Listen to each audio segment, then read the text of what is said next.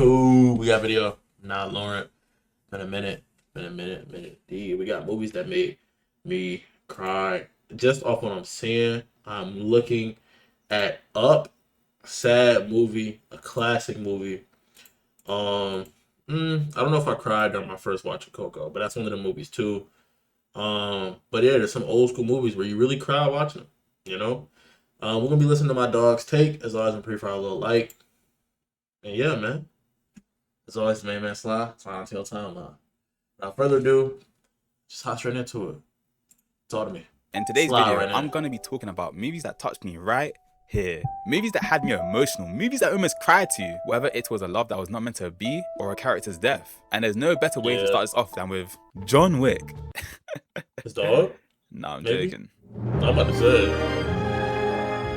La La Land. Yeah. Call me a CLB if Classic. you want, but La La Land is my favorite romance film. It revolves around two lovebirds, Mia and Sebastian. She's an actress who's trying to go Hollywood, and he's a pianist that wants his own jazz club. After a couple of chance encounters, they let fate take the ball and eventually fall in love. Sebastian encourages Mia to write her very own one-woman show, since she wasn't having any luck with auditions, and she did likewise by believing in his dream and even gave him ideas of what the club should be called. However, things changed for the both of them when Sebastian accepted a job as a pianist in a touring band. He was on the road constantly, meaning he never had time for his dream or for Mia, and the one time they did get together, they had a fight. Mia questioned him on whether or not he liked his job, let alone the music he was playing. Sebastian didn't understand why she was asking all this, considering she wanted him to get a steady role. But even if Mia wasn't in the picture, he still needed some kind of motion, because how are you going to open a club with 0p? No It's just that when the motion came, he got lost in the sauce, and Loki neglected the idea of opening his own club, which Mia also asked. And then as his partner, it's like, I don't want to see you losing yourself like that. So now I'm going to have to, like, not necessarily press you, but I have to at least check you on, like, yo, is you good, bro? Like, is you still you?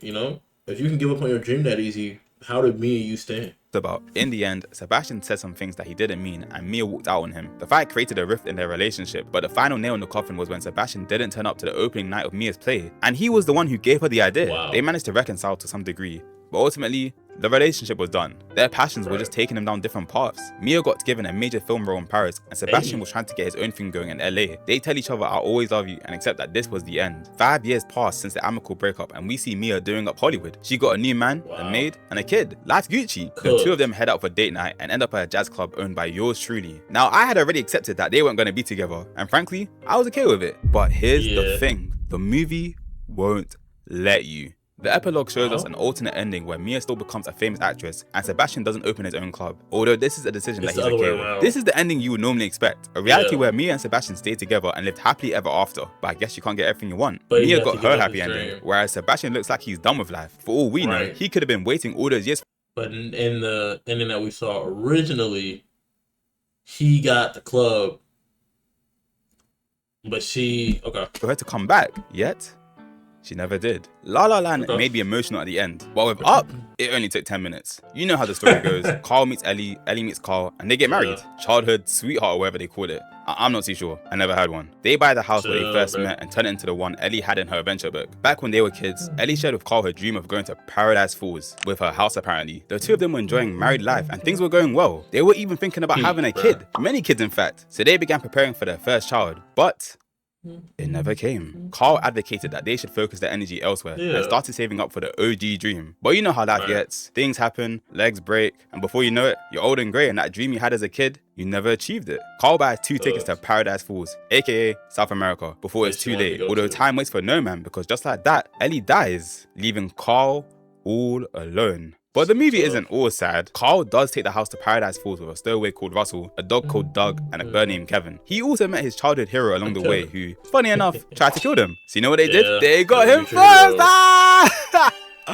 Bozo! The journey to South America wasn't easy, but it was needed. It allowed Carl to transform from a grumpy old man who refused to let go of the past. It's like he's finally getting a conclusion to that arc, you know? He's finally moving past that point. Into someone who finally accepted Ellie's death and opened his heart again, especially toward Russell. That's character development right there. I like that. You know what else I like? The Pursuit of Happiness. This film almost made me cry. But the important thing is that I didn't. Gotta keep it gangster. The Pursuit of Happiness is so good that it probably deserves its own video. But we're here now. A lot of things happen in this story, so it's only right that we start at the beginning with Chris Gardner, a struggling salesman who decided that 5 years ago, him and his baby mama should invest their entire life savings in a portable bone density scanner. This was a terrible investment. They just didn't know it yet. We jump back to the present day and Chris is still trying to sell the scanners. The only difference is that he has a kid now, who ironically enough is played by Jaden Smith.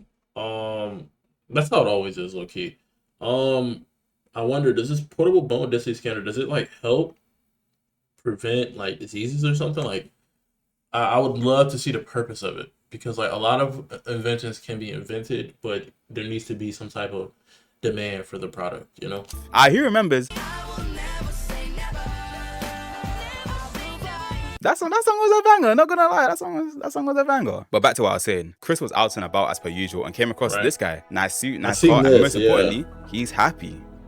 Something Chris isn't. It turns out the white man is a stockbroker for a living. Chris asks how he became one, and he said you only need 2 things: to be good with numbers and people. And that was the moment when Chris decided to change his life. Chris told Linda about his newly acquired dream, but she mocked it. I'm not gonna lie, I hear it. They're 2 months behind on rent, and Linda's been working like an absolute slave.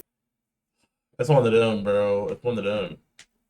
And it's like, it's reasonable conflict, but like, it don't help right now. Yeah, I kind of got to change my dream. The dream that we're pushing, that I admit that I'm wrong. I'm the reason we came here. We put all of our eggs in this basket. It didn't work out, but this is a new opportunity for me, you know? And then he's telling her that, and then she's like, new opportunity? You're the reason I'm working 3 jobs. Like, this has to be said. For the past 4 months. So she wasn't trying to hear anything besides the scanners being sold. But that wasn't going to stop Chris from going after what he wanted. And neither was getting robbed by hippies and crackheads. Like I said earlier, his life savings were in the scanners. So losing one was equivalent to a month of groceries. Linda was tired of being with a broke boy like Chris and decided to leave him and her son. Now at this point in the movie, Chris managed to impress one of the managers at a brokerage called Dean Witter and scored an interview. If you're wondering why he's dressed like this, it's because he spent the night in a cell for an unpaid parking ticket. And he was painting beforehand. Jay Twistle, that's this guy, comes to tell him he secured a spot for the internship. Now you would expect Chris to be happy to hear this, but he wasn't. Why? Because this is the part where the struggle got real. So here's the situation. Chris and Christopher moved into a motel after the bailiffs were on their head for the bread at the old crib. Chris also accepted the offer for the internship, but there's a couple caveats. The biggest one being that it's unpaid, so the only way he can make rent for the motel is by selling the scanners after work. Another one is that only one person out of a pool of 20 will be awarded the job after 6 months. Bearing in mind, the other interns probably don't have kids or another job to worry about, which meant that Chris had to do what everyone did in 9 hours in 6. No matter how you spin this, the odds are not in his favor. But he still tried and tried because he saw the potential in this job. As a matter of fact, he wanted the role so badly that on his first day, he got... Good God. Good role. And he still went to work. Brother, I would have handed him at 10 minutes notice. 4 months passed and he managed to sell all the scanners that he had whilst interning. For the first time in forever, there was a light at the end of the tunnel. But then, the taxman came. Taxman? At the end of the tunnel. But then, the taxman came. IRS, yeah, GG's. Chris is broke. They done left him with $22. He managed to find one of the scanners that he lost earlier in the movie, back when he still had a house. But since it was broken, he couldn't sell it. And with only $22 in his bank account, he definitely couldn't pay for the motel. So the next logical step in his life was homelessness. This is one of 2 scenes where I almost cried. With nowhere to go, Chris and his son had no choice but to sleep in a dirty subway toilet. All the while, someone was banging on the door trying to get in. The 2 of them were definitely at their lowest point here, but they kept moving forward. Chris continued working. It's like being a father and like having to subject your son to that. You already have the feeling internally that you think you failed, and like arguably you could say they did fail, but like he's been trying his hardest. So it's like you already have to swallow that like pain and like the anguish and guilt that comes from failure. But it's like, now my son's out here like this. And it's like, my girl left me, dog, because I wasn't. If she stayed with him right here, if he was handling everything by himself like this, if she would have stayed, then like by this point in the movie, collectively, they would have had more than $22 in their pocket. And my son wouldn't have had to be homeless. I can be homeless, bro.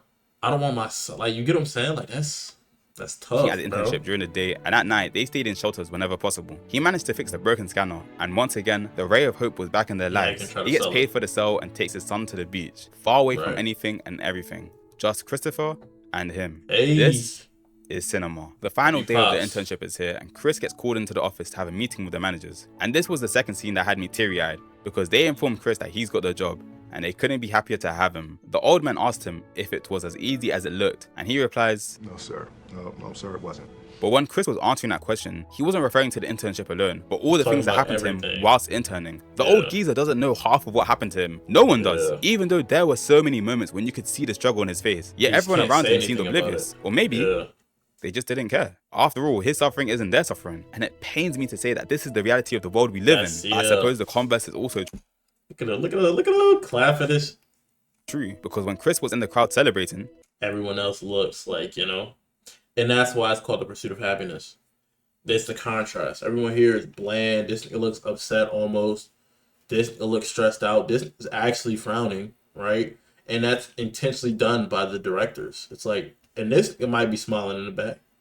This smiling in the back. Everybody's pursuing happiness in their own way, and everybody's in different steps of that journey. And it's not one that's just linear. He had everything. He was with his girl. She like, oh, you should just be focusing on the scanners. He's like, oh, but I can do this internship and do both. She's like, nah, I'm gonna step out. That's pretty sucky, So he was doing well, and mind you, peep all of this. He made it through in the end. So if she just stuck along for the ride, there would have been extra support. You can't go wrong with extra support, extra, you know what I'm saying? Backup funds. So it's like, it's just sad, bro. But that's like the abstract premise of the movie. no one paid him any mind. For the first time, he wasn't the saddest in the room, but rather the happiest. On the surface, The Pursuit of Happiness might seem like a motivational movie, but it is so much more than that. It explores the reality of homelessness, the adversities of life, and most importantly, the father-son dynamic. They always talk about a mother's love, but never a father's sacrifice. And that's all I got for today's video. As per usual. That's calm. That's calm. That's calm. This is tough freeze frames, bro. That's calm. Hey, man. Shout out Not Lauren for bringing this to our attention. And I'm gonna check out the movie, man. It sounds calm. I'm not gonna lie. He did a good job, like cinematically going through it. And yeah, man. As always, I hope you guys enjoy it. Make sure you stay happy, healthy, and hydrated. Time to catch me next. Peace.